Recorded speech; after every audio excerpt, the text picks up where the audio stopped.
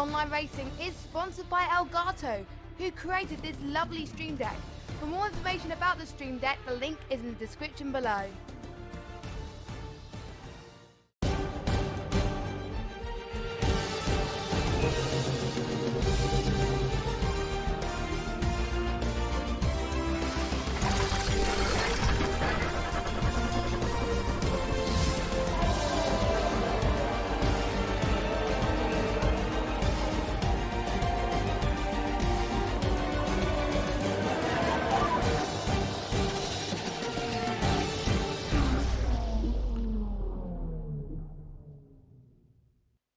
Howdy and welcome along to round 19 of the Apex Online Racing PS4 Formula 1 Championship, and it is here at the spectacular Circuit of the Americas as we prepare for the United States Grand Prix. Can you believe it? 18 rounds gone and only 3 to go, but we have quite a treat for you in store with this track, Brazil and Abu Dhabi, coming up to end what has been, despite a dominant performance by Tyrrell Snitzel win championship, still plenty of entertaining action. This particular circuit, fairly young to the F1 calendar. We've only been racing here since 2012, but it has proven to be one of the better modern circuits, partly designed by Herman Tilke. In particular, getting some of the elements of other famous Grand Prix tracks, in particular Silverstone, that S-bend section in the opening sector, providing some absolutely spectacular looking shots as the cars sweep through that particular corner. But in terms of the overtaking action on this 5.5 kilometer circuit, it is between the hairpin down at turn 9 and then all the way down to the end of turn 12, where we will see the majority of the overtaking action. But we may get some brave drivers trying to overtake down into the opening uphill hairpin, which in cockpit mode is almost a blind approach. Your usual 18-minute qualifying session, followed by 28 laps at a race distance of approximately 154 kilometers.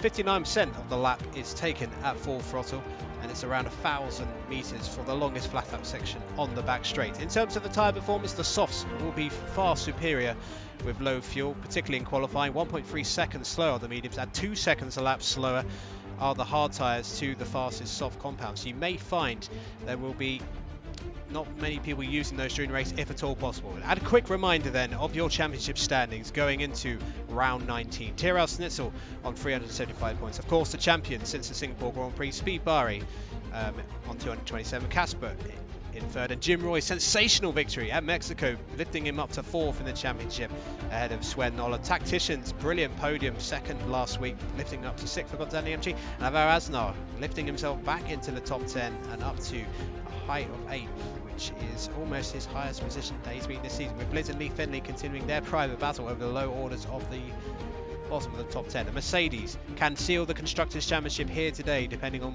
what Toro Rosso do. Alfa Romeo in P3, Williams in P4.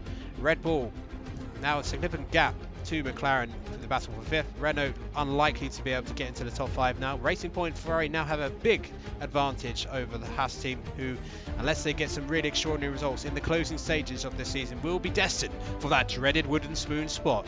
I'm Mark Alimonda, and as ever, joining me in the commentary box here at the Circuit Americas in Texas with his excellent looking cowboy hat, I must say, on his shoulders, is Andy Campbell. Well, Andy, only 3 rounds of the season to go, but this at the Circuit Americas should be a cracker. Yeah, absolutely.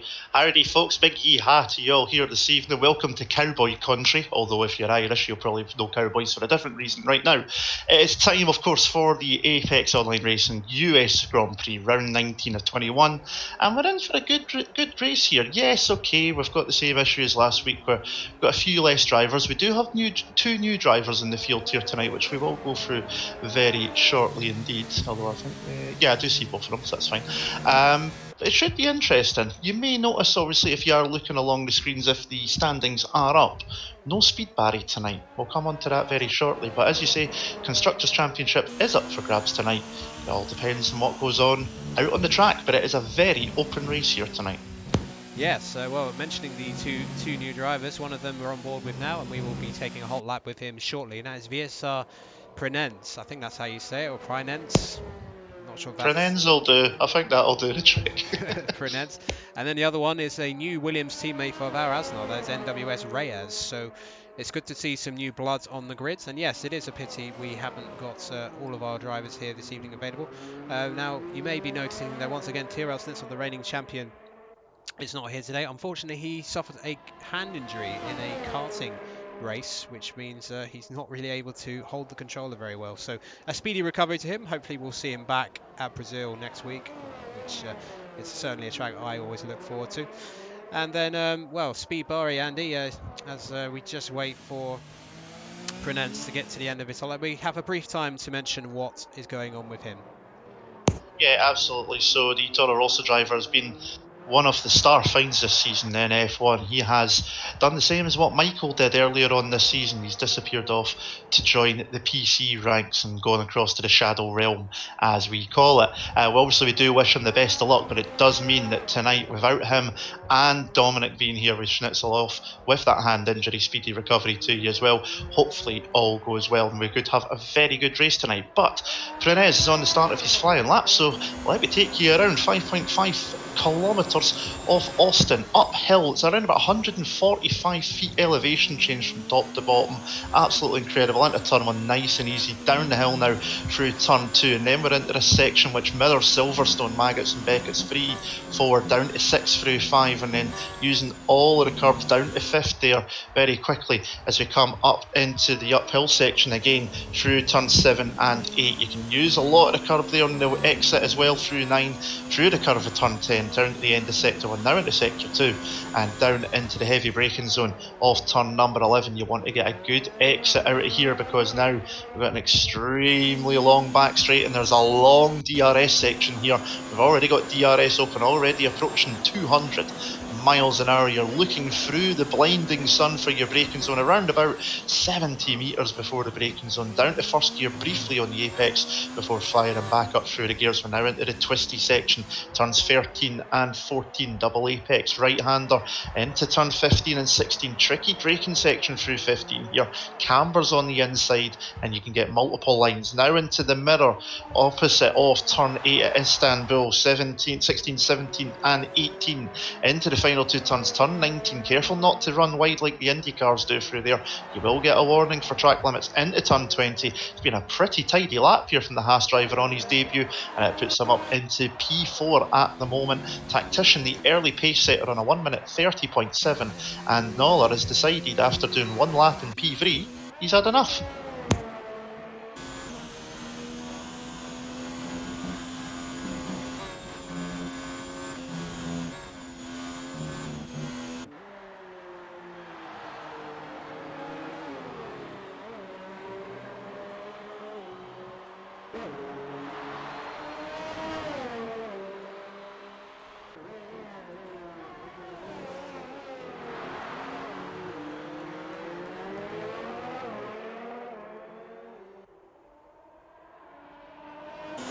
Yeah, absolutely. I mean, apart, obviously you mentioned there, Michael won one race, so has Noller and Jim Roy last week as well, but it's only one win apiece. Speed Barry and Dominic have been the two drivers that have won more than one race, and Casper's been knocking on the door ever since. I mean, he's had a couple of third positions, a couple of seconds in there as well.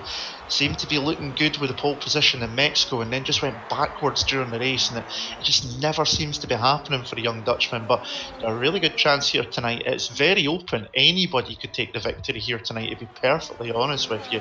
And I did see, obviously, the Alfa Romeo guys are working in tandem again. Tactician giving Casper a slipstream down the back straight. Here comes the Alfa over the line and puts himself into provisional pole. So it's an Alfa Romeo 1-2 at the moment. There's only 3 100s separating them basically. Casper puts himself into provisional pole position, but we've only got 5 lap times on the board at the moment, with 5 minutes of the session already gone.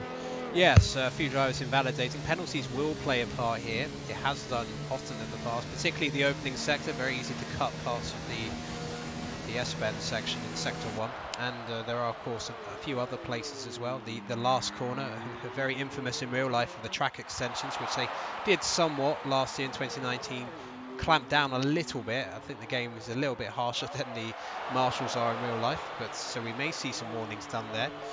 So we're just on board with Blizzard at the moment, whose best result of the podium back at France, which was one of the best races of the season. He came so close to winning there, but was seen out by Speed Barry that particular day. But it went all the way down to the final lap. So if you ever get a chance, and it looks like Blizzard has invalidated, in fact, so quite a lot of the grid in the pit lane at the moment. Casper's on an in-lap, we know, because he just set a time of 1:30.716. No indications of the race weather yet, but I'm sure Andy will fill us in shortly.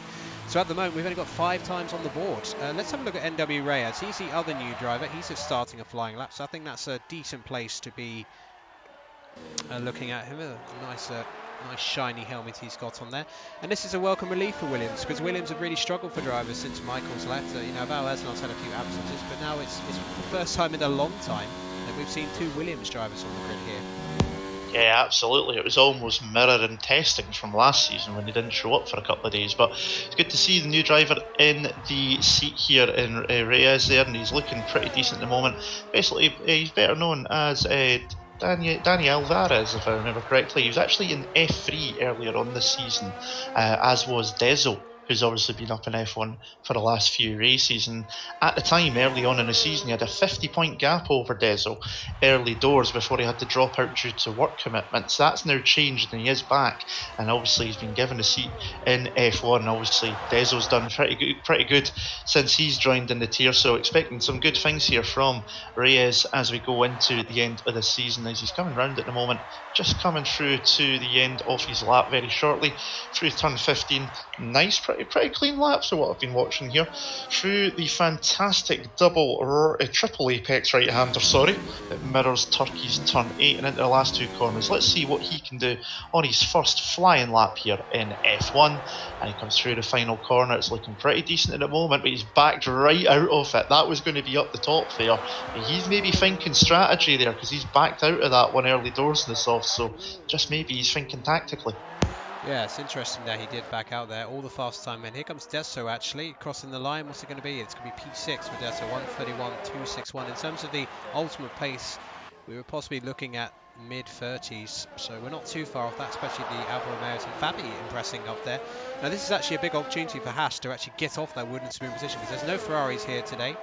And, you know, Racing Point, Deso, New Golf, they have at times struggled to get points, although they did have a decent result. So Deso takes a very interesting in-lap line, I should say. Let's see who else is there. Fabi's out on track at the moment.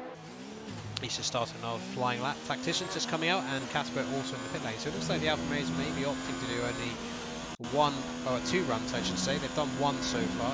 Don't have too much time to do a 3rd one. They're only just coming out now for their 2nd. But in terms of the tyres fitted, no one looking like to go on the mediums just yet. I think the softs are the better tyre to start on. So then you have to try and look after them if you can, so that you can stretch out the first stint and then go to the mediums at the end. I mean, in terms of strategy, Andy, you don't really want to be using the hards, because they are pretty slow tyre here. Yeah, pretty much. I mean, as you said earlier on, there's a 1.3 second gap between the soft and the medium, so certainly for qualifying, based on the delta, you want to be on that red wall tyre. Hard is about 2 seconds slower than the soft, and about 0.7 slower than the medium, but it's the latest tyre at the best of time. Absolutely not. As Fabi goes through the middle of it's just starting sector 3 in fact. It's quite a tricky little section here, but it's quite satisfying. We may see a couple of daring lunges down the inside, because the line takes you to the outside of the corner before turning in, so there is actually a small chance of kind of sticking a wheel in there, so to speak, and getting past a car there. So we might see a bit of contact possibly there, but here comes Fabi round the final corner. He's not backing off, and it's pole off, 1:36.10. So impressive pace from one of the Haas cars. Of course, this is their home Grand Prix, so the Haas management looking down, Gene Haas in particular, quite impressed with that particular lap time, with just over 7 minutes of session to go. So still only 7 drivers have set a time, another 6 drivers outside of that. And Jim Roy, the race winner from last week, he's out there. Haven't seen much of the Red Bull drivers so far. Nardi Perez, well, Nardi Perez, Andy, he's kind of dropped off the ball a little bit. He was solidly in the top 10, but now he's dropped out of the top 10 in the championship in recent races. Yeah, definitely. So he needs to start picking back up a little bit there. I mean, his last few races, if I have a look, he's been outside the top 10. His last points was in that tricky race at Spa where he finished in 8th. And then since then, he's had a did not start in Monza, did not finish in Japan, and 2 11ths and a 12th in between all of that as well. So kind of dropped off the boil a little bit, has the Red Bull driver. But we do know he's got the pace. We have seen some good results out of him before. He does have some really nice pace. And he's now got a chance here with this smaller field tonight to try and make amends for all of that. Jim Roy was on a fast lap, but I think he invalidated somewhere, which is why he's still not set a lap time yet, as Lee Finlay puts himself up into P4 at the moment in the sole Toro Rosso that here's tonight. So having a look at it, we've got one Toro Rosso and no Mercedes. So I wonder what that makes for the Constructors Championship. I'm sure you've already done the maths though. Yes. The Constructors Championship may have a slightly anticlimactic feel to it, unfortunately. I mean, in terms of the mass, it was highly likely Mercedes would win it anyway if Toro Rosso was it, but I do believe that Toro Rosso would have required a 1-2 and Mercedes to score around less than 3 points to actually take the Constructors Championship to another round, because they have a massive advantage at the moment at the top, as we saw in the standing 127 points with just 132 points available going into this race, including the fastest lap points. So yeah, it was going to be highly unlikely. So I think we can officially confirm once this race is over that Mercedes, rather predictably, have won the Constructors Championship. It's just a shame that neither of their cars are here to celebrate it. They've decided to celebrate with some nice Bavarian beer back at the factory in Germany. So just having a look at Casper. Casper's invalidated lap, so he's come straight back in, but just over a tenth of a second separating the top 3. So Fabi really taking it to the Alfa Romeos. And what about Nardi Perez? He's trying to set a lap. He's running low on fuel, so this looks like to me could be an in-lap, but I think he's invalidated. And yeah, Red Bull really struggling qualifying. They've not set any lap times so far. Desso in P8. Reyes is 1.9 seconds off the pace, but that's because we saw him backing off. So Sven Nola, although he did have a slightly embarrassing crash after his first run, is still sitting in an okay P7, so he'll be hoping that there's a few more invalidations to limit the damage of his mistake. Yeah, definitely. So Nardi Perez heading towards the line, and he goes into provisional pole position with that lap time there. So he was pushing it to the end there. 1 minute 30.4. So we're into the mid to low 30s now, as we were sort of told pre-race that it might be the case. So 2 times clear of Fabi in second. As you were saying with the Haas team, they've now got 2 drivers again. Nico has left the league, which is what's brought in Pernes. I'm never going to get that name right as much as I try it as quick as I can. So it'll be good for them to have 2 drivers again once more time. But I'm just noticing as well, no Ferraris here. We know R2's been struggling with a bit of an injury himself. And as you say, it could be the anticlimactic situation for the Constructors Championship. I'm sure the team are celebrating with some Bavarian beer, but I'm sure that their championship driver Schnitzel is celebrating with a sore hand, some painkillers and rest after whatever he done in that karting race. Absolutely. Well, that is a very, very strong lap for Nardi Perez. This is turning into one of his best qualifying sessions as it stands. We just got over 3 minute session. Tactician then, out on his out lap.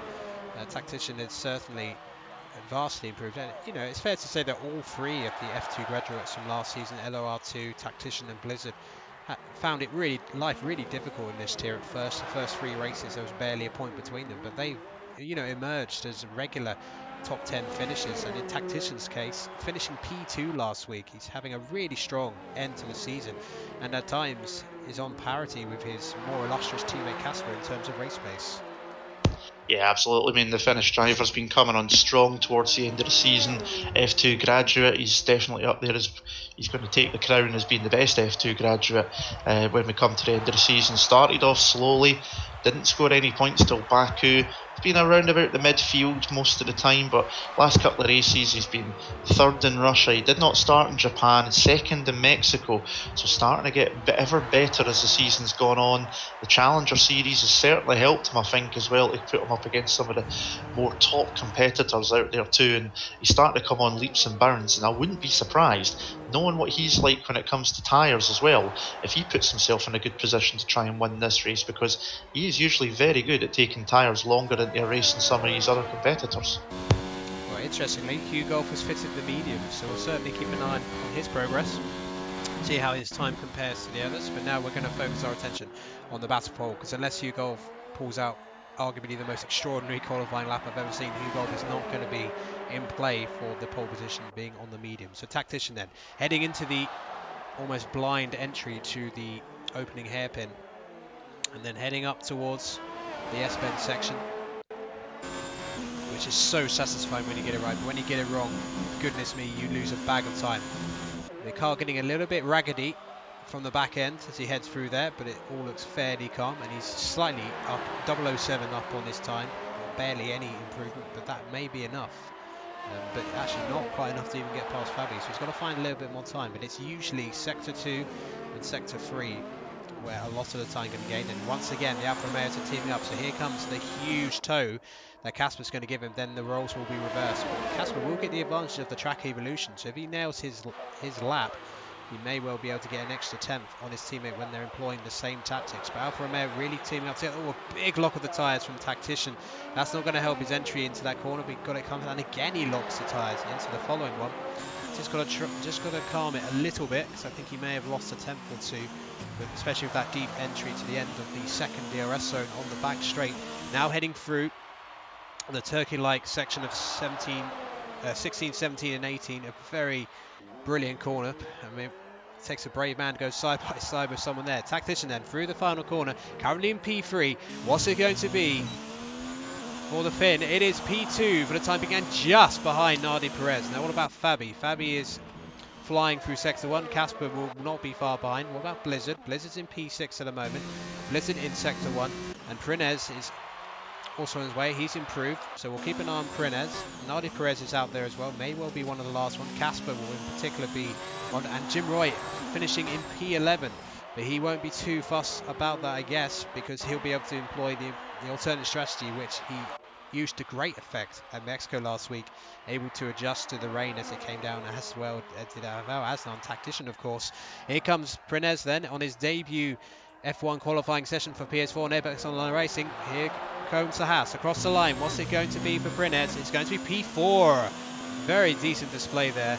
He may well be demoted a little bit, because here comes Casper now getting the mighty toe from Tactician. The Alfa Romeos consistently this season have been employing these tactics to great effect. Just going to see what Fabi's doing. Fabi is heading towards the end of the lap. Where is Nardi Perez? We'll switch back to Fabi in a moment. Yeah, here comes Fabi then. P3 at the moment. It's a Haas 3-4. This would be one of Haas's, if not the best qualifying session they've had. If they say there, it's only P3, so it might be an invalidation. Let's switch back to Casper immediately, because Casper is now heading through the final part of the lap. Through 16, 17. Oh, Blizzard spinned it in the last corner, sorry. Oh, goodness me. Well, I wonder if that's going to have any effect. Well, he looks like he's got out the way, thankfully, but that's going to be a best P9 for Blizzard. Unusual to spin the tyres up there. Damage his wing. Here comes Casper. It is pole for Casper. A 1:32.62. But here comes Nardi Perez. Can he deny Casper? Yes, another pole position. Nardi Perez crosses the line. Yes, he does improve slightly, but not enough. And I think that is it. Casper is pole position. It's an Alfa Romeo 1-3, but Nardi Perez with his best qualifying of the season. Surely the star of qualifying in that respect, and a brilliant qualifying pass as well. Lee Finley in sixth, but Casper, He has the open door opportunity, arguably, especially with Sven Noller, given his race pace recently, not able to, and he's just crashed into the back of a car, but I think that was the AI controlling it, to be fair. But Andy, Casper, pole position, that's half the job done. Yeah, absolutely. That's his fourth pole position of the season as well. Only TRL Schnitzel has had more pole positions this season with 6. So Casper really starting to show great speed when it comes to qualifying session. That's back-to-back qualifying poles as well. Took pole position last week in Mexico, but he will be looking for much better luck here tonight. So it's Casper on pole. Well, 1:30.2 from Nardi Perez in second, just over a tenth in it, with Tactician in third. Fabi up there with a fantastic fourth for Haas, along with Prinez, I'm still going to do it wrong, sorry, people have been telling me anyway. He's in fifth with a great debut qualifying result. Lee Finley in sixth, Dezo in seventh, Reyes with a nice position there in eighth, Blizzard ninth despite spinning in the last corner, Sven Noller in 10th. They'll all start in the soft compound tyres in the top 10. Hugolf in 11th on the mediums. Jim Roy and Alvaro Anzar did not set a lap time during that session, and as you said earlier, penalties will play a part, and that just shows you those two didn't get a lap, and despite at least being out on the track, I think 3 times each, they kept invalidating. Absolutely, a very fascinating qualifying position, but a familiar name in the P1 slot at the moment. It's a fairly short run to the open corner, just over, I should say, 200 metres, as we see one of the most innovative Formula 1 cars being demonstrated earlier today to the delight of the fans. The car that won Mario Andretti his Formula 1 Championship back in the 1970s. This car, of course, introducing the full effect, excuse the pun, of ground effect, which in terms of aerodynamic design is still very much felt today in terms of the design kind of research uptake, which with aerodynamics in particular dominating the sport these days over engine power, particularly since they changed the rules in 2017. But it's a fabulous looking car, these old Team Lotus machines. So we're about to head up to the formation lap. It'll be interesting to see what tyres they pick outside the top 10. I suspect they'll look to go on a long stint on the mediums and then switch to the softs at the end of the race. It's a dry race predicted, but then again, that was the prediction last week, Andy, wasn't it? And we still got some rain. Yeah, absolutely, we did get some rain last week regardless. Got to agree with you on that old Lotus 78 classic car ground effect, and we're expecting to see that back with the new rules coming in 2021 as well in some way, so it'll be interesting how that works out. But all the top 10 on the soft compound tyres and the 3 drivers outside on the mediums. Expected strategy round here, well, the fastest will be soft to medium, pitting around about between lap 4 to lap 8, depending on how much you can drag the tyre wear out on that. It's not too much of a problem here in terms of wear, it is more the temperatures, which will then also have an effect on the wear if you can't keep them right. The softs are really difficult to manage well, so we need to keep an eye out. That's why we could see stops as early as lap 4 from what we've been hearing. You can do it on the mediums to the soft, but again, it's trying to just keep the temperatures in that one there. It's probably going to be a one-stop race unless there's damage. I don't anticipate anyone trying to do a 2-stopper around here, not with the way it takes to get the temperature into those tyres. So just on board with Prenez, an excellent, it's a very solid P5 on his qualifying debut. And now it's the business end of the particular race session, and that is 28 laps of the Circuit of the Americas. And if Haas were to convert this P4 and P5 at the very least, that would really throw the cat among the pigeons in terms of that battle for the wooden spoon. So Racing Point and particular Ferrari, with LR2 being their only driver, we believe, to the end of the season, will be looking nervously over the shoulders, hoping for some sort of calamity that will make Gunther Steiner swear down the radio later on. But Kasper, of course, it may be all about him today, because he has a golden opportunity here to finally get his first win in the top tier. Sven Nöller, who's probably the closest driver to his race pace in recent times on the grid, is in P10, but then again, seeing as what we've seen from Nardi Perez and Tactician, who are not too far behind him, Nardi Perez may fancy his chances. Just a podium for him, if he can convert this P2 at least, would put him back into the top 10 of the championship. So here we go then, the 13 strong grid forming up for the United States Grand Prix of AOR PS4 F1. Who has the need for speed here in Texas today?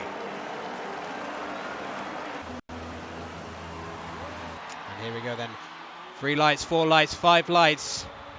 Yeehaw! We are underway here for the United States Grand Prix. It's a very good start from Nardi Perez, but an even better one from Kasper. But look at Fabi, a rapid start from the Haas. He's going to try and dive down the inside of both of them. Almost 3 wide through the opening corner. Nardi Perez will maintain his position. It's a dreadful start from the Alfa Romeo Tactician. He nearly got stopped by Gaggle cars behind him, but he's only lost 1 place in the end as they sweep through these brilliant S-bends for the first time. Looks like a fairly clean start. Val Asnar there at the back in the Williams. That's a familiar sight for the real-life team as well, to be honest. But Fabi up to P3, Tactician in 4th, Lee Finley in P5, and then Prenez has dropped a place to P6, but he's kept himself out of trouble. No damage so far. Andy, any particular contact? I see Blizzard trying to make a move on Hugh Golf at the moment. Oh, slight contact. Absolutely. Yeah, a little bit of contact there. So Blizzard got hung out to dry a little bit. He lost a couple of places in the open corner. There were 4 wide. We had the Renault, the McLaren, the Racing Point, and one of the Williams cars 4 wide into turn 1, I think it was.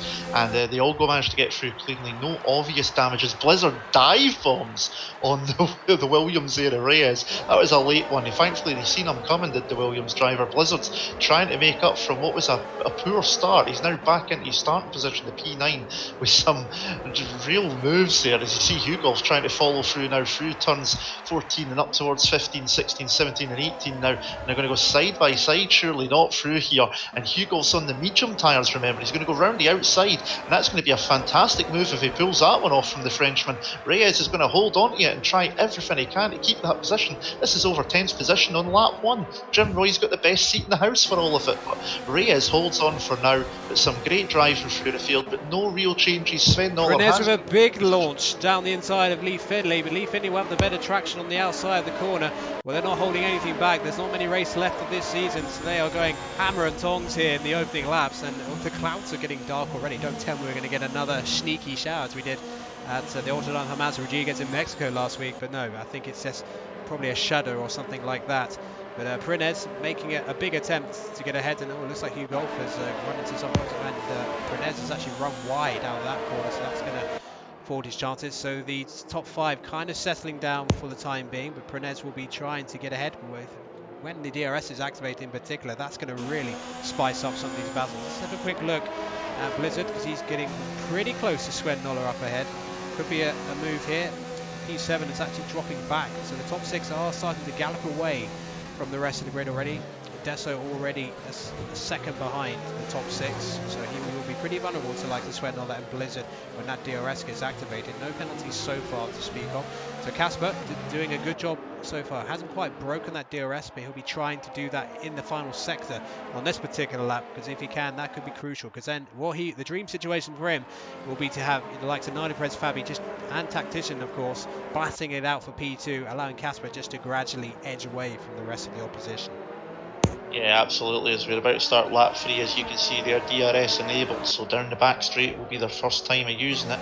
And Casper's nearly got himself a second clear in RD Perez. He'll be trying his absolute best to clear away so that he doesn't have to worry about being attacked from behind, because obviously he won't have it, of course, being in the lead of the race. Down the field, Hugolf's dropped to the back of the field. He got dived up the inside into turn 1 last time by Jim Roy, and then he was side by side with Alvaro Anzar as Sven Noller picks up the first penalty already 3 laps into this race. And we've got, in fact, Sven's gone off. He's gone off, yes. Yeah, he made an absolute meal of that chicane. I saw him sort of shooting off to his left, and Sven Noller has called it a day. Well, I don't know if he disconnected or maybe he had I didn't see him near anybody. I don't think he had contact with somebody. He just made a huge mistake, but you know, strange moment. I wonder if he had some sort of emergency he had to leave for, but that was a kind of an odd moment we just saw there. But nonetheless, Nani Perez has had a brilliant sector 1. He closed right onto the back of Casper, and he's now within half a second. Casper was over a second ahead at the start of lap 3, but he isn't anymore. But right behind them, Prenez, the other Haas, with his teammate Fabian P3, still trying to get past Lee Finney, and this battle between Lee Finney and Prenez is actually allowing the top 4 once again to gallop away, as we have seen in some of the recent races. So your current top 10: Casper, Nani Perez, Fabi, Tactician, Lee Finney, Prenez, Deso, Blizzard, Reyes and Jim Roy, the highest running medium runner for the time being. But we're going to go back to the front because the battle for the lead is hotting up. But again, the battle has now swung in the favour of Casper, because Nani Perez has had an awful sector 3, and that's allowed Fabi to close right onto him. It's going to look down the order, so any sort of chance of an overtake down the inside is turn 1. No, not for the time being. So looks like the battle between the top 3 swing. Perhaps they're beginning to struggle with the temperatures already, Andy, on these tyres.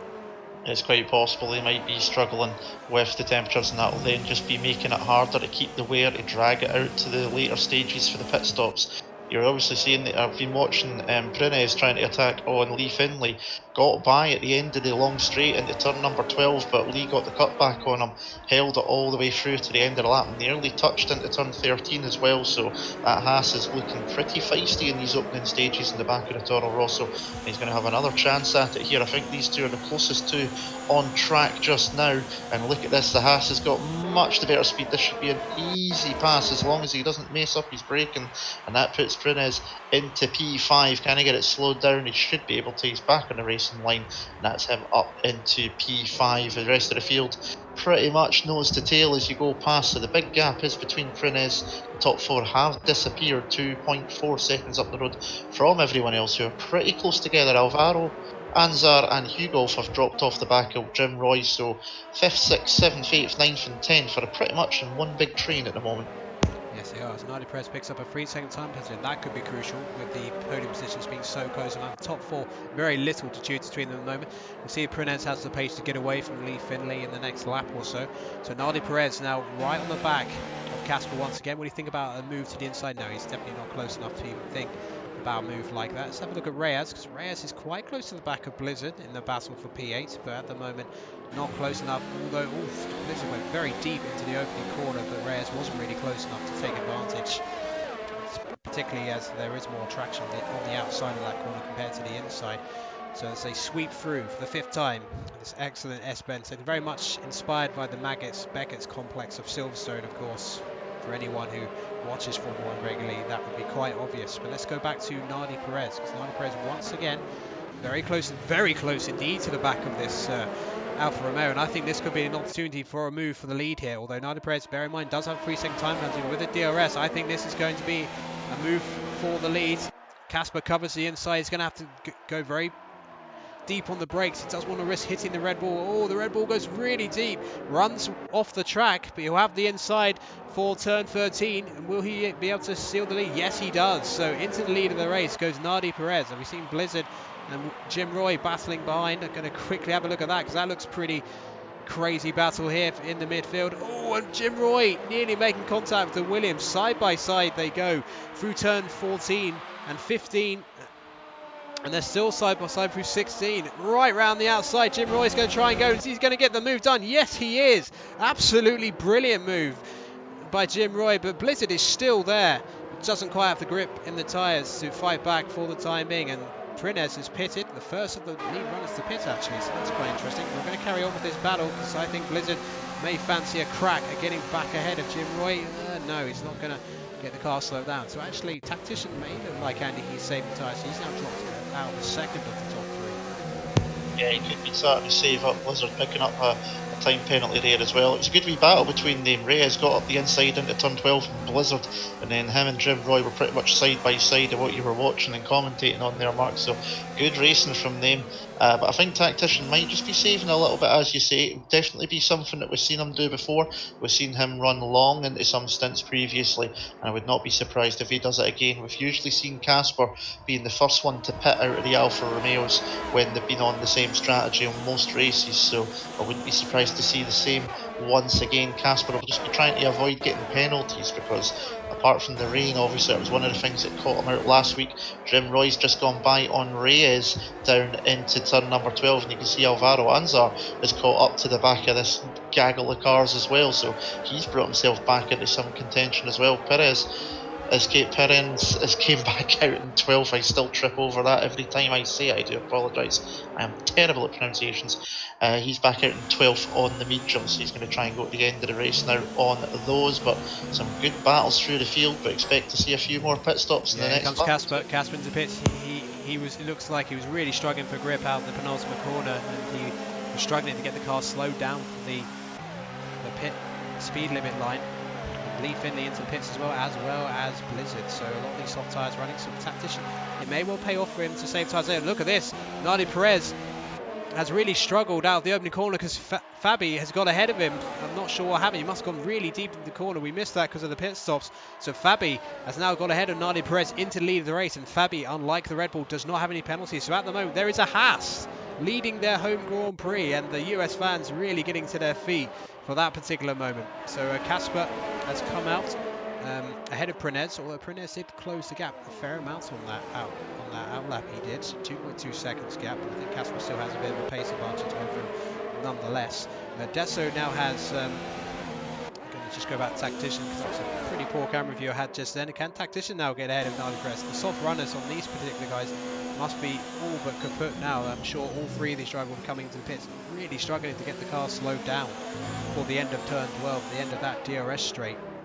Now Valor Asnot getting ahead of his teammate, we've seen below. So some big gaps at the moment, but once everyone's pitted, I'm sure we'll see all these battles redeveloping again. So Reyes dropping behind Valor Asnot. So Jim Roy and Valor Asnot, the medium runners, going quite strong at the moment, Andy. Yeah, definitely so. And if you use the pit stop side of things, as you say, Prinez has gained a bit of time on what he was behind Casper in that lead bunch, so the undercut does seem to be quite powerful round here, getting onto the fresh tyres. And as you can see, the top three all into pit lane. Dezo's diving off there as well. There goes Reyes too. So it's just going to leave the medium runners, which is of Alvaro Anzar, Jim Roy, and of Hugolf staying out on track. So they're the only ones still to pit. Who's going to come out in the lead of this race though after the pit stops? I think Casper's going to have it done before anyone else gets to the end of pit lane, and indeed he does. The Dutchman in the lead, but where is everyone else? May be able to get ahead of a couple of them at least. Possibly Tactician, yeah, he's got ahead of Tactician, so Prenez, he will be suffering on tyre wear compared to the others at the end of the race because of those stop, but tactically it has enabled him for the time being to get into the mix for this podium position. But Casper is now nearly 2 seconds ahead, so he'll be desperate for the likes of Fabi, Nolpress and Prenez just to really battle each other now, just to give him some breathing room. He's got about 2 second advantage to Fabi at the moment, so him pitting a lap early just shows you how powerful the fresh tyres were. I mean, they were probably 1.5 seconds faster by the looks of it, because don't forget Casper had dropped behind Nardi Perez in terms of the battle for the lead, so it's looking good for Casper at the moment. But as we saw in Mexico, when the race was basically dominated by 3 people, it can suddenly change on a dime and favour the people on the alternate strategy. And once again, Jim Roy and Alvaro Asnar are the leading lights on that alternate strategy, so don't count them out yet, because at the end of the race they will have mighty pace on fresh softs, so they could still be a factor for the podium positions if they keep the speed in those mediums to the end of their stint. It'll be a fair while before they pit. Probably looking at about, well, I'd say probably at the very least lap 19, I would say, to get to the end of the race safely. Yeah, I'd have to agree with that one there. They've been trying to get as far into this race as they can. Obviously, it is early for the pit stops in terms of the soft compound tyres, but again, it's what we expected because it is struggling to keep temperature around this track. As we said at the start, it's not as much about the wear, it's about the temperature, which then obviously then affects the wear on the top of that.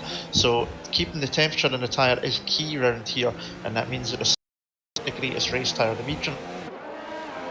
Yes, so at the moment your net leader is Casper, Fabi and Nardi Perez are in the rest of the top 3. Alvarez now picks up another time penalty. That's 6 seconds he's got now, so even if he does have the fast tyre at the end of the race, he's going to struggle really to get anything near the top 3 with 6 second penalties, unless of course the rest of the drivers, when they run out of wear later on those medium tyres, start to make little mistakes in the closing laps. But a long way to go. There's not too many penalties so far in terms of lead position. We know Nardi Perez has 3 seconds, but I believe the likes of Casper, Fabi, Prenez and Tactician don't have any time penalties just yet.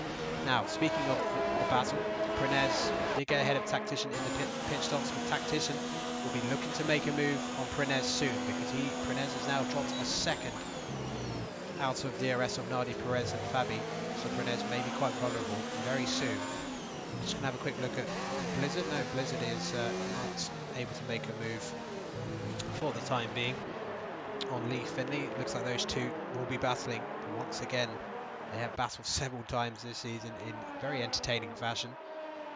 Now Nardi Perez closing onto the back of the Haas of Fabi. So at the moment for Haas, the team currently in the wooden spoon position in the Constructors Championship, it is looking pretty good for them. Once all the pit stops come in, they could be on for a great result, perhaps even a podium as it stands, because Fabi is in the net P2 position. Tactician trying to close in on Prenez on the home straight, so they may be almost catching their breath at this point, Andy, as they prepare to launch their next attacks. Yeah, absolutely. It does look like they're just taking it easy. Obviously, these mediums are going to have to go around about 20 to 23 laps. They can do between 20 to 25 laps as Prenez picks up the latest time penalty. That won't help his podium chances if he wanted any of them today. But it is again about the temperature on the tyres, so they'll just be trying to keep it optimum at the moment, trying to make sure they keep it in the right temperature range, meaning they don't use too much of the tyre up early to try and take this as long into the race as they can. Don't expect the top 3 in the pits for at least another 8 laps, I would say at the minimum, if not longer than that. They'll try and stretch it as long as they can here, and I think people are just playing the long game at the moment now and just waiting for later on in the race. Well, here comes Tactician's. Tactician's going to think about a move to the inside. And Blizzard, no aggressive moves yet. They know there's a long way to go. We're only on lap 10 here of the Circuit of the Americas. They don't want to be risking a big damage to their wing at this point. But Tactician beginning to really put a lot of pressure onto the Haas of Prenez, who is making his debut in this tier this evening. And certainly in the mix for a podium, which is not too bad going at all. So with Speedbarry moving to PC and Tyrrell Snitzel out of the race tonight with a hand injury, it's really made this race an open battle for the race lead. But Casper is bidding to become what I believe would be the 6th different race winner this season. And it's looking good for him now. Just lost a couple of tenths on the last lap to Fabi, so Fabi is responding to the pace of the Alfa Romeo. Perhaps really pushed on by Nadia Perez, is almost constant pressure behind him. And Blizzard, well, still putting Lee Finney under a lot of pressure, but Lee Finney must have the car set up pretty nicely for straight line speed on those long back straights, because he has been able to hold him off a bay as Prenez slides slightly wide out of the closing part of the S-Benz return 7 and 8. That allows Tactician to get ever closer to him. So it's kind of a staging area at the moment. We're almost waiting to see how the likes of Jim Roy and Abou Asnar do when they pit to the source, because I think Hugo Golf doesn't quite have the pace on those mediums. He may well be caught at this rate by the likes of Casper, which will compromise his strategy. Abou Asnar and Williams Jim Roy, they have got the right pace to be in the mix at the end on the soft sandy at the moment. Yeah, they do indeed. I mean, they've still got that pace to be around there. As Tactician's just gone past on the Haas. Down into turn number 12, you're going to try and see Prenez trying to come back at him, but he's got the inside line now. He's got 2 lap fresher tyres, and that's the Finn up into what is currently 7th position. You can see Lee Finlay holding off Blizzard and Dezo trying to catch up in the background of them, but there's still plenty of opportunity here for those guys that are still to pit. I mean, if we look at the gap in total, it's a very short pit lane in here. I'm noticing that they're only taking about 15 seconds roughly, because you can really attack the exit here. The entrance here to pit lane, so it's quite short in terms of total time. So at the moment they've come out around about the bottom end of the top 10, but as I say, we're not expecting them for at least another 6 to 8 laps, and with the soft compound tyres they're going to be flying. There's about a 1.2 second difference between soft and medium in terms of the delta, so they're definitely not out of it if they can just keep the pace up until the pit stops. Yeah, no, I completely agree with you on that. There's a long way to go still, but I think Jim Roy and Abou Asnar definitely have got the stability in their tyres at the moment to stretch up those medium sits and then have really powerful softs, which are well over a second a lap faster on low fuel. So we've seen Jim Roy do this time and time again, but Abou Asnar, he has got 6 seconds of time penalty, so I think Jim Roy is probably the biggest threat on the alternate strategy at the moment. Lee Finlay kind of struggling a little bit the past lap and a half or so. He's now under real pressure from Blizzard and Deso behind, and I think this is the best chance Blizzard has had of overtaking Lee Finlay since the pit stops. We'll go back on board of him in the best camera angle. Lee Finlay slight wheel banging well over 200 miles an hour. Now that is almost crazy, but Blizzard dives down the inside and gets the move done. Well, that could have been absolutely horrible. If that had been done on F1 2016, they would have both been on the wall with the fixes of the engine that game had back then. So Blizzard back up to P9. And Lee Finney in P10, he may well be under attack from Deso. Looks like Reyes is closing in on this group of cars as well, so that might be a fun little scrap between them soon. Prenez, keeping Tactician honest, hasn't dropped out of a second since passing, has obviously pretty good straight line speed, but not particularly good handling in those slower corners, which is why he wasn't really able to get away from Tactician after the pit stops. And of course, as we mentioned, he was the first driver to stop in terms of those who in the top 10. Nadia Perez within a second of Fabi in the battle for P5, but hasn't really been able to threaten him too badly. Lee Finney's already dropped out of a second from Blizzard, so he doesn't seem to have any race pace today here, Andy, if you look at that. Yeah, he seems to be struggling, maybe not quite got the pace in the medium tyres that he did on the soft compound tyres. Going back to that pass, Blizzard very aggressive. He wanted that inside line and he was not taking no for an answer there. I'm sure Lee Finlay probably had a few choice words in the cockpit of that Toro Rosso for the Renault driver, but the move got done and thankfully no damage to anyone. But it does show you Blizzard has disappeared nearly 2 seconds up the road now from the Toro Rosso, so Lee Finlay definitely struggling here, and he's about to be attacked now for the second time in 2 laps at the same area by the racing point of Deso. This time though, Deso just sticks to the racing line with the DRS up the inside, round the outside he goes. Lee's going to try and defend down the inside, really pushing the racing point off the track. He's taking nothing now after that move from Blizzard. He's like, okay, if that's how it's going to be, then I'm going to do the same as well. Really pushing back there to hold on to the final point as Jim Roy picks up his first 3-second time penalty. Now that could be key come the end of the races. We're at halfway distance now, 14 done, 14 to go. Absolutely. Well, Casper has been trapped behind Hugo, not catching him at a particularly good time. And again, he's not going to be able to get past the racing point now. And he's lost 2/10 the last lap. He's now 1.5 seconds clear of Fabi. Although Nardi Perez is helping his cause because he's putting Fabi under so much pressure.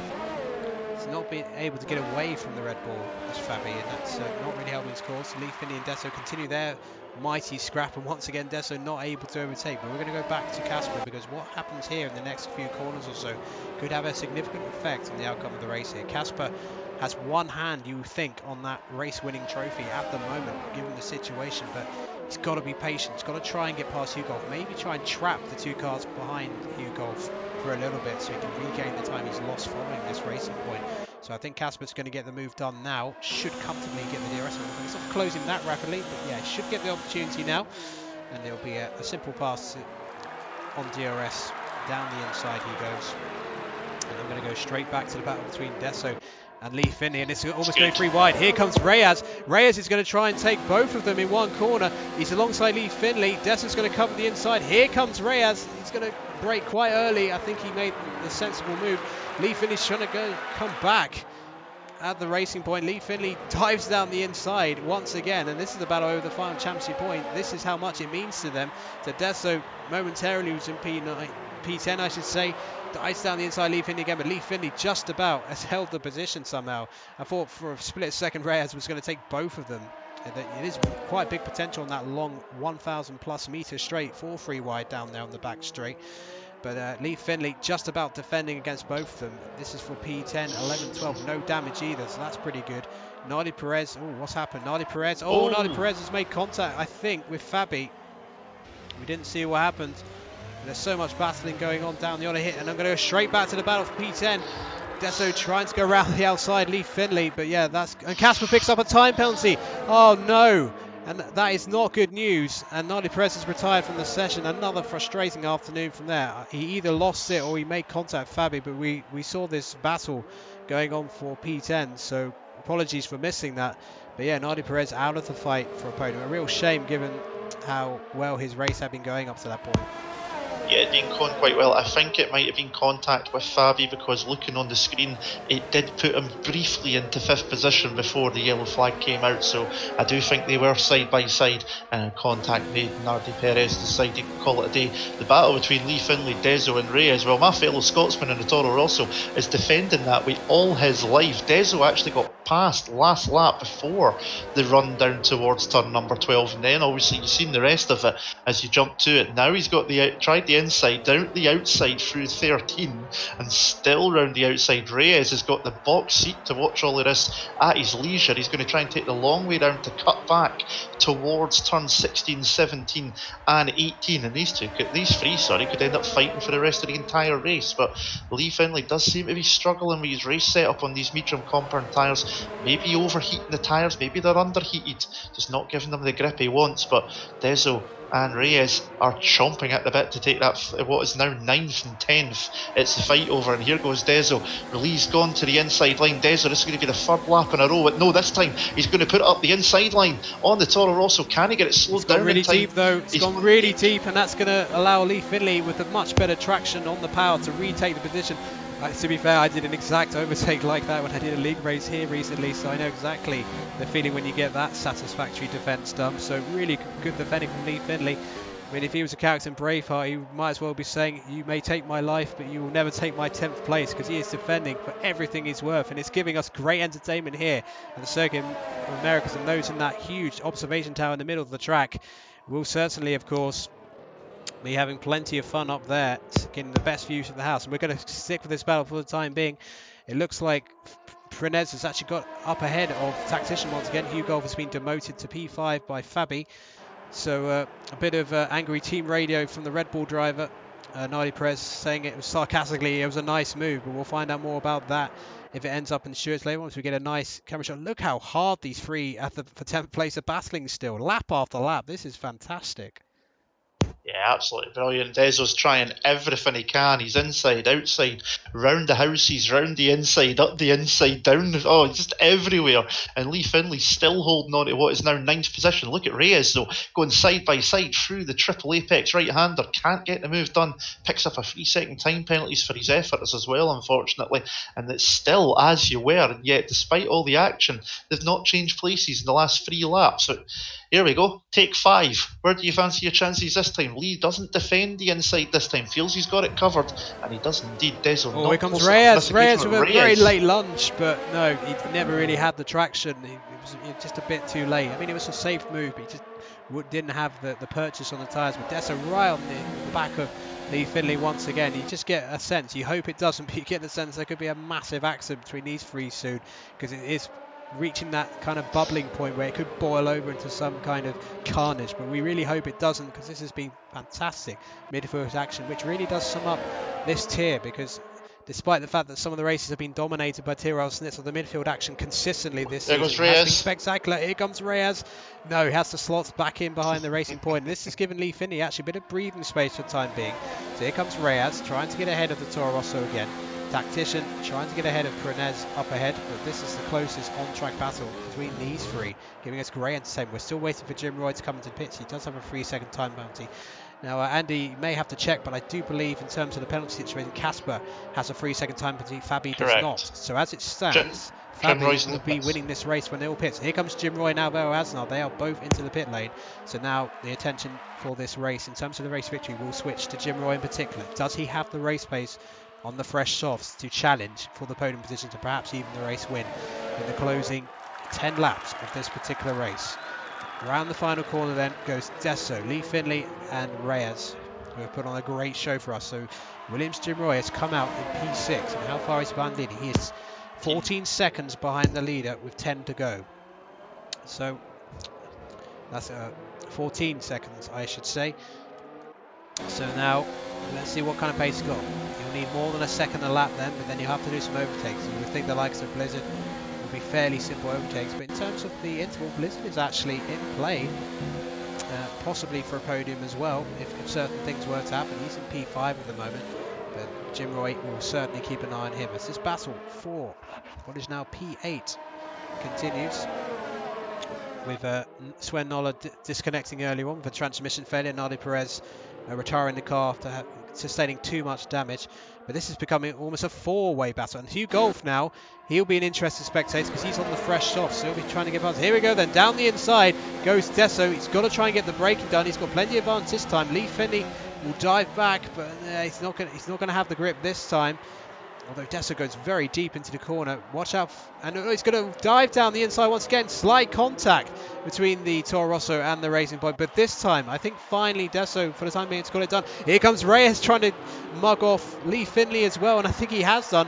Here comes Hugh Golf. He's going to try and go. He's going to go around the outside. He's going 1. No. Is he going to go around the outside of 2? Oh, slight contact. Oh, contact with the Toro Rosso. I don't think Lee Finley had the tyres to fight that, but yeah, slight unfortunate contact. Lee Finley off the track, and I wonder if he will carry on after that, because he did sustain a bit of damage. But Hugh Golf now, it's overtaken one car. He nearly pulled off the most spectacular move of the season, go around the outside of 2.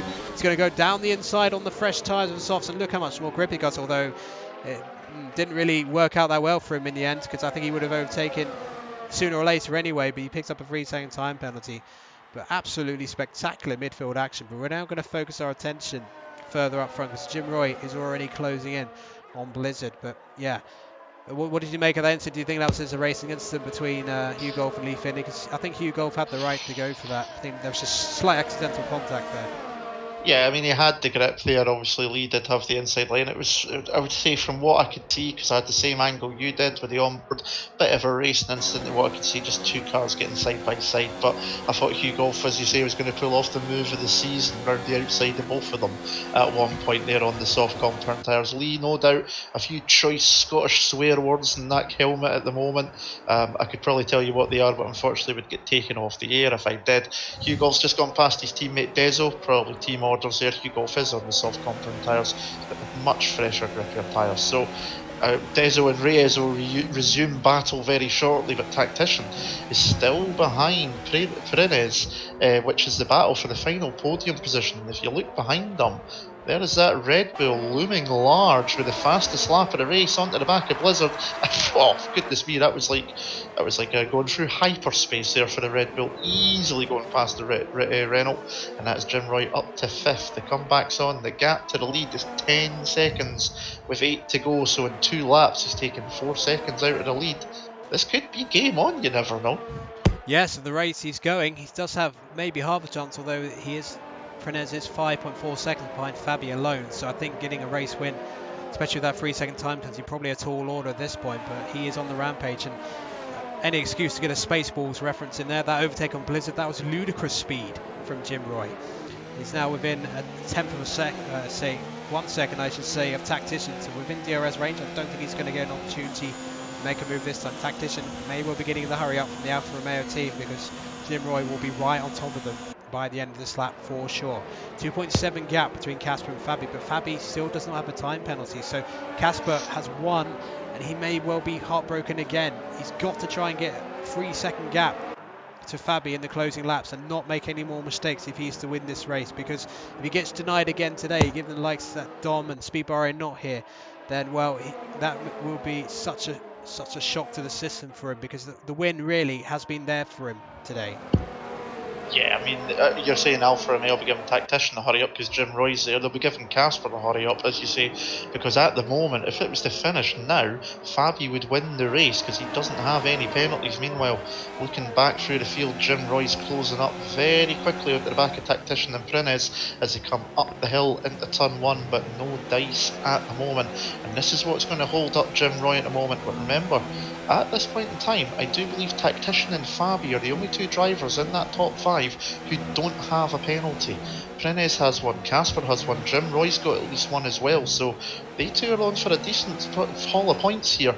They can keep it clean, but Jim Roy's rampaging through the field, and I'd expect he might fancy his chances in a minute, but Tactician will have the DRS as well. It won't just be all his own way for the Dutchman. No, and the problem is Prenez will not have the DRS, so he may well get swamped in a few moments time. Blizzard and Asnot closing in as well. Here comes Jim Roy, he is closing on Tactician. He's going to get alongside him just, he'll have the better grip. He's got the other Haas ahead, he's going to try and take perhaps at least one car. Yes, sensibly doesn't brake too late, he's able to get one move done. And now he may think about braking late to the outside and trying to get the inside for the following turn 14 and then into turn 15, and yes, he's going to get it done. So that was expertly done by Jim Roy. He got the braking perfectly, so he got ahead of Tactician but didn't slam and decide that the turning in Haas, and then with the superior grip was able to take the outside, then the inside line on the following set of corners. So up to P3 he goes, and Jim Roy will sail off the distance. So at the very least, Jim Roy is definitely on for another podium as he continues his extremely strong end to the season. So Prenez, I wonder how he reacts to that. He knows he won't have the tyres to challenge Jim Roy unless Jim Roy makes a huge mistake and he goes out. Blizzard is right there as well, and actually I think Blizzard in terms of time penalties for once doesn't have too many, does he? He's only got the one. Let me just have a quick check on that. He's got 2, so he's got 6 seconds. So he's not quite into Narnia yet, as he has been last week. So he had about 15 last week, if I remember rightly. But beautiful driving there from Jim Roy, getting both cars within a short space of each other as well. Nicely around out, so you could see the grip he had going around the outside of Prenez. He just launched off the corner out of turn 13, and he's already outside the DRS, so he's going to disappear up the road very quickly indeed. Can the Haas hold off the Alfa Romeo, which is still behind? Alvaro Anzar's now closing up on his soft compound tyres, having got by Blizzard the last lap. So does the Spaniard fancy a move on the Finn? The Finn's going to defend it this time though, but Spaniard's going to have the inside line and the better grip with the fresher tyres, and the Williams is back up and into 5th position. It's a lovely little move there from Alvaro Anzar, who's having a good race. He's up 8 positions from where he started. Jim Roy up 9 from where he started, so those 2 making that alternative strategy work for the 2nd week in a row. Alvaro Anzar might fancy his eye on 4th position now. I'll need to check his penalties. I know he's got at least 1, and we'll need to see how that balances out come the end.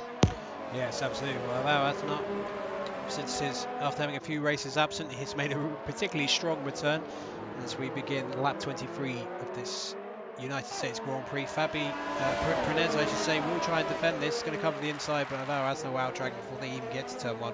Prenez, will he come back in? No, I think he's going to be sensible. He knows he's on for a debut points finish if he just keeps it together. So I think, you know, it's been sensible driving from Prenez overall. We haven't seen, he's had a, you know, a solid, he's in his qualifying position at the moment. Still under a lot of pressure from Tactician and Blizzard.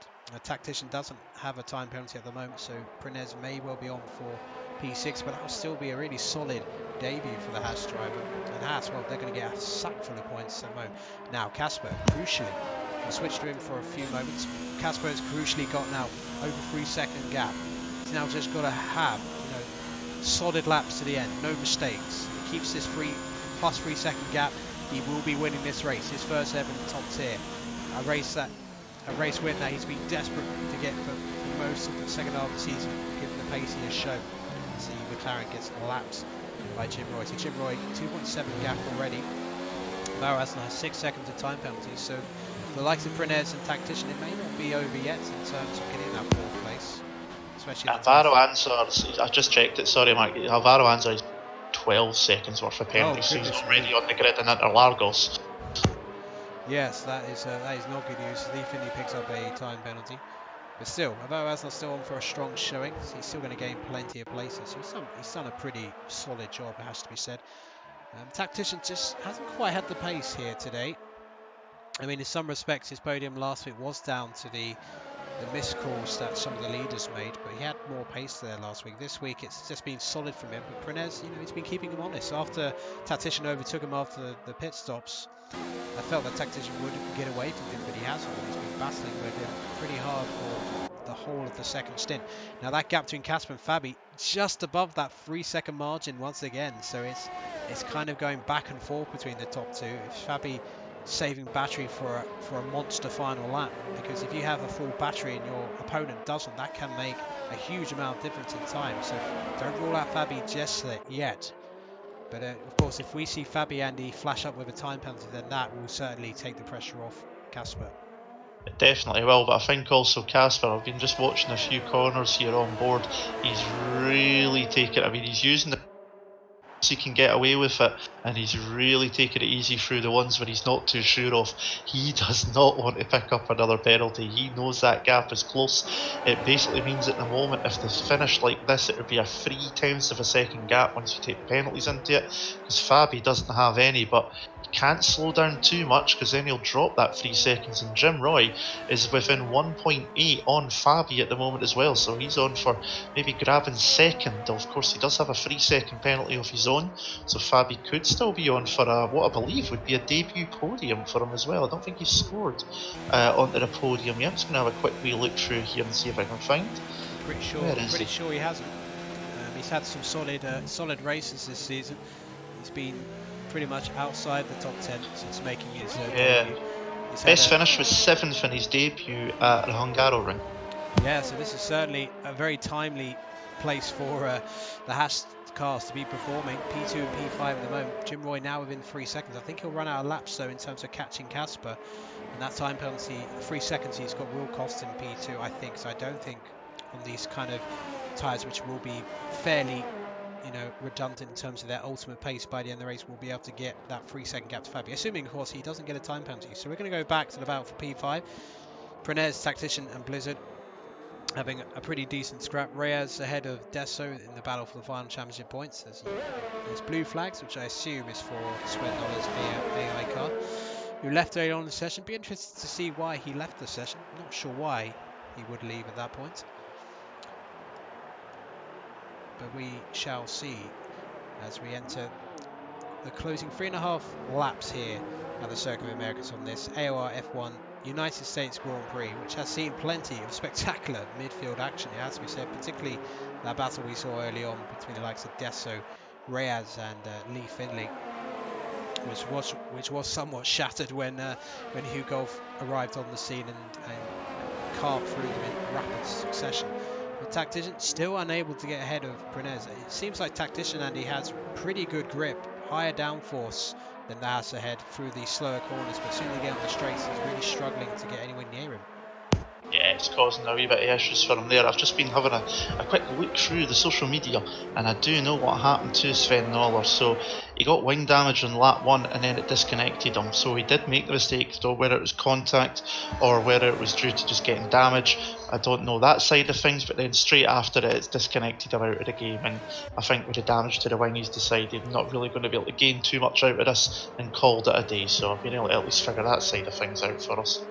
Yeah, that's a shame, Sweatnoller. I mean, he was almost on for a win last week, but I think that particular disconnect could well seal 4th in the championship for Jim Roy as it stands. But, you know, top 5 in a race win for Sweatnoller this season, that is still a pretty strong season, multiple podiums as well. Now, Tactician, this is a lot closer. I think this time, in the closing laps, he's got to go for it. This is definitely kill zone territory in terms of no-take. Down the inside he goes on Prenez. Prenez will have the outside line, but he's forced to break a little bit deep, and Tactician moves up to P5. So that is an important step for Tactician to get done, but given the penalties Asnar has, he's going to follow up his podium with a P4 today, which would be pretty good. And speaking of the fight for the podium, Jim Roy is now right behind Fabi as we begin the penultimate lap here in the United States.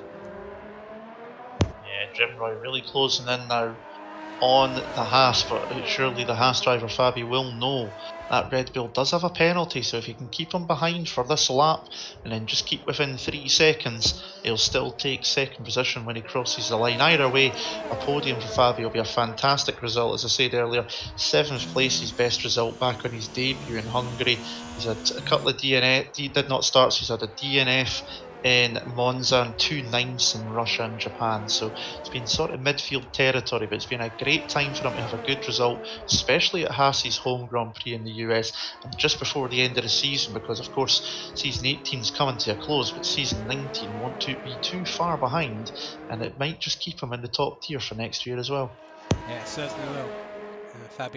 Fabi has certainly picked a very good race to put on his best performance of the season. He's been absolutely brilliant today. He hasn't put a foot wrong really, and you know, he's only half a second away from a race win, assuming the penalty situation stays the exact same. Let's have a look at Blizzard. Blizzard is closing in on Prenez, and Prenez again, despite being overtaken by Tactician, is able to keep with the Alfa Romeo, so may have a shot at overtaking Tactician on the far lap. Let's go back to Jim Roy. Jim Roy right behind Fabi. Casper getting ready to start his final lap here at the Circuit of the Americas. The gap is 3.3 seconds. Casper has a 3-second time penalty. Any mistakes now will be absolutely punished. It's a very dramatic end to this race here. It's almost a similar kind of race that we saw in the real life sport in 2018. The top 3 pretty close behind on very different strategies, and it's Jim Roy on the alternative strategy who's trying to make this work, but he is probably running out of really good tyres at this point. He's just under a second behind Fabi, trying to get ahead of him. But now all 3 drivers know they have to push. They've got no choice. They've got to risk it all, because Casper knows he can't do a coasting lap to the end of the race, because if he does, he will slip under that 3-second barrier. 3.3, the gap for the time being. We'll just have a quick look at Prenez. Prenez all over the back of that Alfa Romeo once again. Surely still going to try and make a move through the S-bends. That's almost impossible to go too right there. And here comes Jim Roy then, chasing down Fabi. 3.3 second the gap between Casper and Fabi for the time being. So as it stands, Casper will be getting his first ever win in the top tier of PS4 F1. He just has about half a lap to go. Unbelievable end to the race. Casper must have no nails left if he could bite them while he was driving, because he must have so many nerves right now, because there are still a few corners where he could potentially get a time penalty. Let's go on board with Casper then. Casper heading through the final sector. Oh, what's that? Oh my goodness, I thought for a second there was something going on with one of his tyres, but I think it was just the way it was spinning up from the corner. For a split second I thought he could have had a puncture. Imagine that. But heading through the final parts of the corner then. 3.3 seconds the gap. The penalty situation hasn't changed. Through the final corner goes the Alfa Romeo driver, and Casper, the very friendly racing driver, is going to win here at the United States Grand Prix. His first win in the top tier. Fabi, a sensational P2. Jim Roy in P3, completing the podium. But Casper, well, he will be jumping for joy right now. His wait is finally over. Yeah, Yeah, I've got to say, personally, I'm absolutely delighted for him. I've been watching him since I started commentating in AOR back in F2, all the way through, and it's been a long time coming to see him get this victory in F1, and I'm absolutely delighted for him. But shout out for Fabi, holding off Jim Roy at the end there for P2. His best result by a long way so far in F1. Definitely deserves the plaudits as well. Nearly got it in the end, time penalty, just not quite enough to give him a debut victory. Jim Roy coming through the field once again on the alternative strategy. Tactician taking fourth. Prenez on his debut in fifth. Blizzard sixth. Alvaro Anzar finished fourth, dropped to seventh. Hugo, Deso, Reyes are still fighting away, and we're just waiting on Lee Finley, who is coming through after that spin from when Hugo went round the outside. He's been in the pits a couple of more times, and he's going to finish in P11, but hats off to him for at least finishing the race, because a lot of people would have gave up. But your winner for the first time ever in AOR F1, it is Casper in the Alfa Romeo. Absolutely. Well, Casper, he took full advantage of some of the absences, but he could only beat what was in front of him, and he drove perfectly today. Yes, he got a time penalty, but it didn't matter ultimately. He just kept the gap he required, and it is a well-deserved victory for him. The 6th different winner this season in the top tier of F1. At some point I thought it was going to be just the one race winner, given the way TRL Schnitzel was dominating the championship from the start. It is another dramatic moment, and we've had some pretty extraordinary results in recent races. We've had so many different people on the podium. We had 2 new drivers in their highest position of the season last week, well 3 in fact, with Jim Roy taking his first win of the season. And again, we have a new driver on the podium and a new race winner. So it's been pretty unpredictable recently, and that's great to see. So Casper taking the victory then by just over 0.3 of a second to Fabi. Jim Roy in third. Tactician continuing his solid form in fourth. Prenez with a very credible debut. Qualified fifth and finished fifth. Haas's best race of the season by a mile collectively. Blizzard in P6, an excellent result for Blizzard in the end. A much more solid effort than what we've seen from him recently. Alvaro Aznar in P7, Hugh Golf in P8, Deso in P9, and Reyes, the other debutant, getting the final championship points, having battled extremely hard throughout the race. But we're going to do some interviews with the top 3, of course, because we didn't have interviews last week. But I think, given that Casper's victory today, we should definitely get the top 3 in. So Andy's going to sort that out, so if you just bear with us shortly. Coverage of the PC tier will be starting shortly, but stick around for the interviews, because I think it'd be nice to hear from the race winner in particular after his fantastic first win in the top tier. And then we will have a quick look at the Brazilian Grand Prix, the penultimate race of the season next week, which is certainly one which is eagerly anticipated given the great racing you usually get there. So just going to send the invite out to them. So Andy, your sort of brief thoughts on the race. I mean, we had some great midfield action, but the result really does stand out. Casper's first win in particular.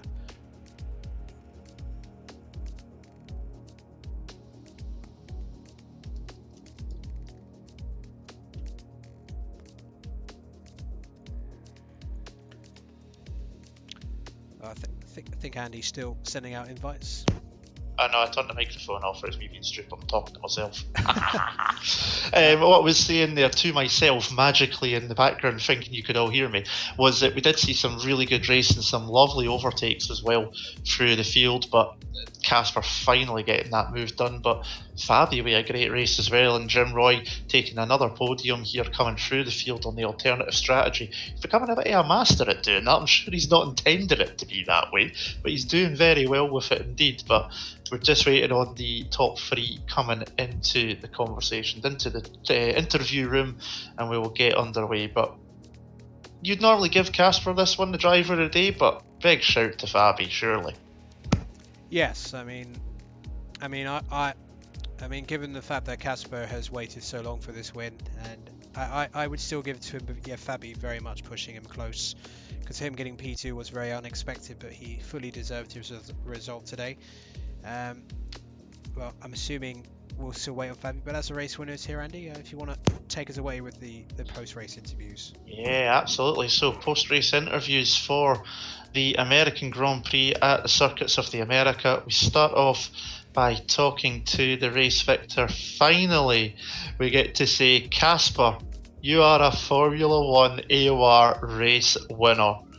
How does it feel? That's got to be the first question, surely. Thank you very much. I can't believe it, to be honest. When I started league racing, started in AOR F3, and then working my way up to the top to now winning a race, it's pretty insane, to be honest. And yeah, I'm just really happy, even though my pace wasn't as good and as it was in practice. Thank you.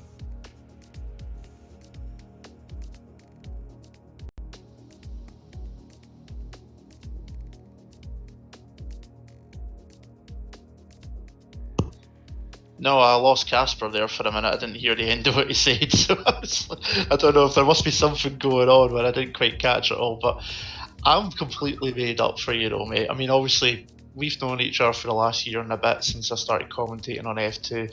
You've always had a lot of time for everyone, so I'm really, really chuffed. But those final laps must have been nerve-wracking, especially knowing that Fabi was only three and a bit seconds behind you and you had that time penalty. It must have been really, really nervous.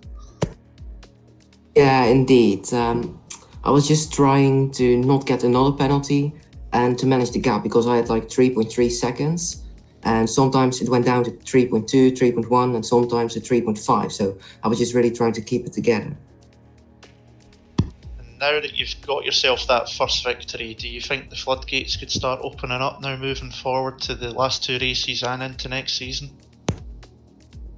Yeah, definitely. I'm definitely looking forward to the next few races as well. Yeah, maybe next season I might try to challenge for the championship. I think I can do it. Definitely, so I think you could do as well. But absolutely fantastic stuff, Casper. Once again, you're an F1 race winner. Well done, my friends. Thank you very much for jumping in and joining us. We were going to move on to Roy. He is in here, however his microphone, it might be, he's saying it's not working to me. Roy, we've unmuted you from here because we always mute it just to make sure. Give it a wee try. Can you hear us at all? I'll take that as a no. So we're having some technical issues there, so we can't speak to Jim Roy, unfortunately, it would seem. His microphone isn't working, which is very frustrating indeed. And we don't seem to have Fabi, which is such a shame, because I would have loved to have heard from him, the Italian, to see what he thought on getting his podium. But it looks like we're just going to have a race winner tonight for the interviews, so quite a short one, unfortunately, but some great racing nonetheless.